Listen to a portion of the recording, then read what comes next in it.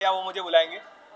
But जब मैं आया मुझे बहुत मज़ा आया। इनिशियली थोड़ा मुझे लगता था कि शायद मैं थोड़ा सहमा सहमा सा हूँ, बट धीरे धीरे मुझे कॉन्फिडेंस आया। और जैसे आपने बोला कि पूरे महाराष्ट्र ने इतना सपोर्ट दिखाया, तो मुझे उसी से एक प्रेरणा मिली कि यार मैं अच्छा कर सकता हूँ। फिर मैंने अपना शो स्टार्ट किया अंदर ही, और जब भी नॉमिनेट होता था, वोट्स आते थे, तो और मोटिवेशन मिलता था।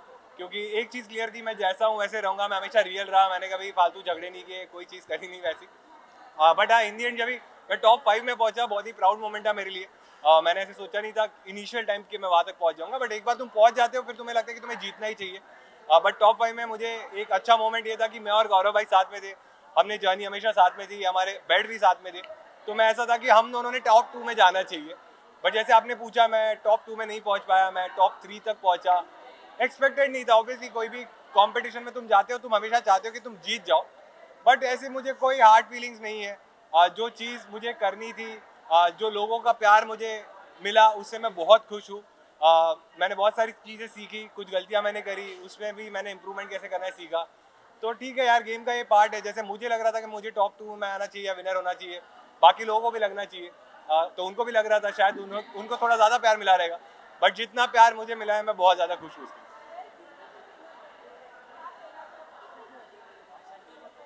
बहुत ज़्यादा खुशी थी जब गौरव भाई विनर बने। जैसे जब मैं बाहर हो गया, तो फरहाना और गौरव भाई बचे थे, और गौरव भाई और मैं एकदम खास थे।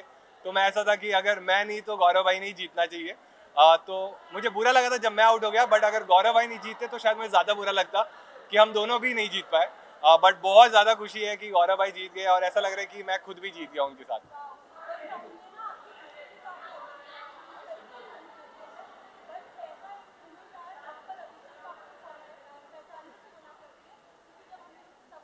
हाँ। अच्छा।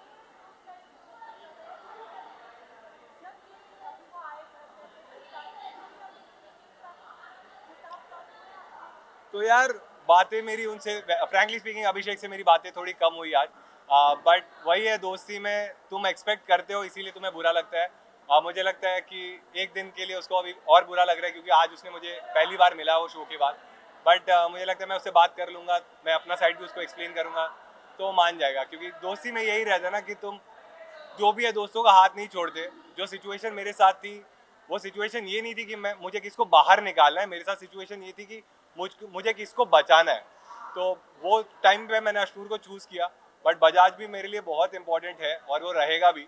शायद आज वो मुझसे थोड़ा नाराज़ है, और आज उसने आपको ये चीज़ बोली है। बट ठीक है, दोस्तों पे ही तुम नाराज़ हो सकते हो। जो लोग मेरे लिए मैटर नहीं करते, उनके बारे में शायद मैं भी नहीं बोलूँगा, वो भी नहीं बोलेगा। बट दोस्ती है, इसीलिए ये चीज़ है। तो मेरे ख्याल से वो मान जाएगा। हाँ।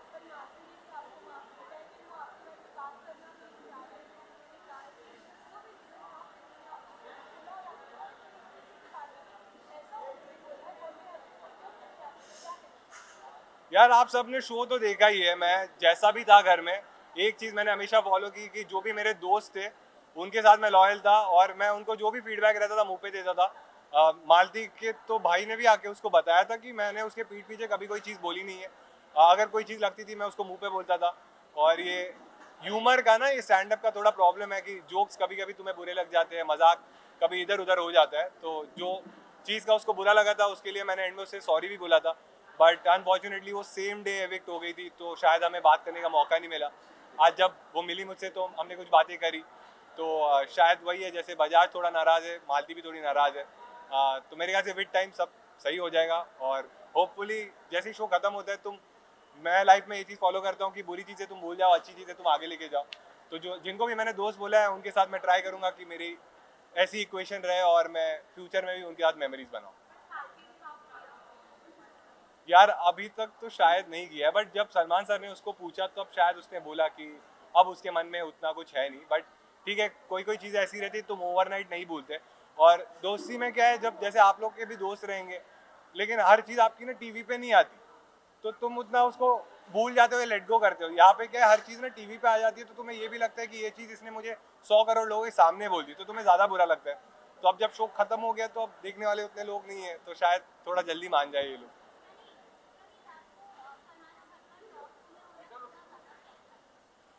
यार बात ये फेयर अनफेयर की नहीं है, हर एक की इंडिविजुअल चॉइस है। कोई भी शो में तुम्हें, जैसे ये लोग बोलते हैं कि कैसे खेलना है, क्या स्ट्रैटेजी रखनी है, मेरी कभी स्ट्रैटेजी नहीं थी। मैं हमेशा सोचता था जैसे मैं घर पे हूँ वैसे मैं रियल रहूँगा, मैं लोगों की वैल्यू करूँगा, फ्रेंडशिप की वैल्यू करूँगा, जैसे मैं सबसे रिस्पेक्टफुल रहता हूँ वैसे रहूँगा, मैं झगड़े वगड़े नहीं करूँगा।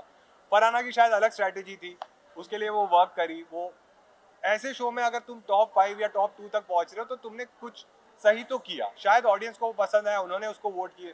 क्योंकि इन दी एंड हम कोई नहीं होते डिसाइड करने वाले ना, हम जब नॉमिनेट कर सकते थे हमने किया, जो जो डिसीजंस हमारे हाथ में थे डेमोक्रेसी के हमने घर में लिए। बट ये जो विनर बनना या ना बनना ये तुम्हारे हाथ में था, तो तुमने डिसाइड किया, ऑडियंस ने डिसाइड किया, तो शायद कुछ चीज़ें उसकी उनको पसंद आई रहेगी, इसीलिए वो टॉप 2 में थी। तो मुझे लगता है फेयर अनफेयर मैं नहीं सोचता, अगर उसको प्यार मिला तो वो डिजर्व करती है टॉप 2 में हो। हाँ हाँ हाँ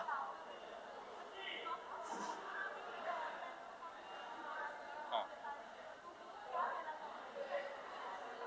हाँ। यार मुझे अच्छा ही लग रहा है कि मेरे फैंस एक्सपेक्ट कर रहे थे कि मैं टॉप 2 में रहूं। लेकिन हर एक के फैंस को लगता है ना कि वो टॉप 2 क्या वो जीत ही जाए, तो उनका नाराज होना बनता है।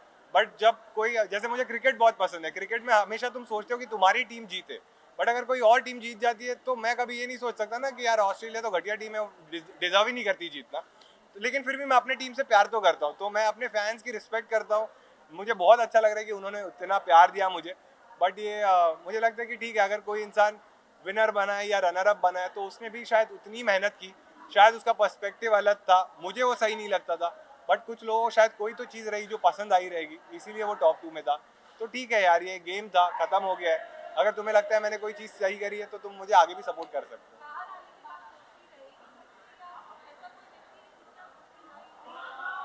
यार जब मेरा सीजन स्टार्ट हुआ था ना, तब ये लोग इतने झगड़ते थे, ऐसी ऐसी चीज़ें बोलते थे ना, तो मुझे ऐसे लगता था कि शो के बाद मैं इनसे कभी बात ही नहीं करूंगा।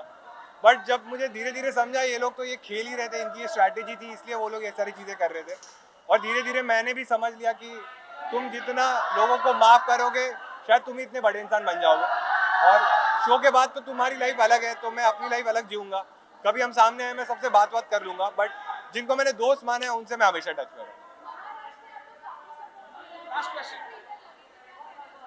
नहीं मैंने सुना नहीं पूरी हाँ, प्रणीत। खूप खूप चांगलं वाटतंय मला की माझ्या लोकांनी मला एवढा सपोर्ट केला।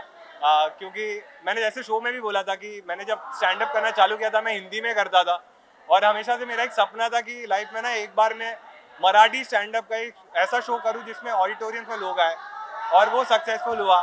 जब मैं इस घर में आया था मुझे पता नहीं था कि लोग ये शो देख के मुझे इतना प्यार करेंगे, और उनको, क्योंकि जोक्स तो उनको पसंद थे, बट मैं इंसान थोड़ा रिजर्व्ड हूँ, मैं ज़्यादा बात नहीं करता या फिर मैं झगड़े वगड़े नहीं करता, तो मुझे पता नहीं था कि वो लोग कितना प्यार देंगे। बट उन्होंने जो प्यार दिया है, मैं पूरी लाइफ उनके लिए हमेशा खड़ा रहूँगा कि उनकी, मैं जो भी हूँ आज, तुम लोग इतने सारे लोग आए हो उनकी वजह से आए हो। और मैं जब एक पॉइंट था मैं रेडियो में काम करता था, तो जैसे आप वहाँ खड़े हो हम भी ऐसे लाइन लगा के खड़े रहते थे, तो तुम्हारे लिए भी बहुत रिस्पेक्ट है मेरे मन में कि हम रुके रहते थे कि एक बाइट मिल जाए तो भाई मज़ा आ जाए। बट आज मैं इस साइड आया हूँ, ये सारी महाराष्ट्र और पूरे भारत में जो भी मेरे फैंस बने हैं उनकी वजह से यहाँ।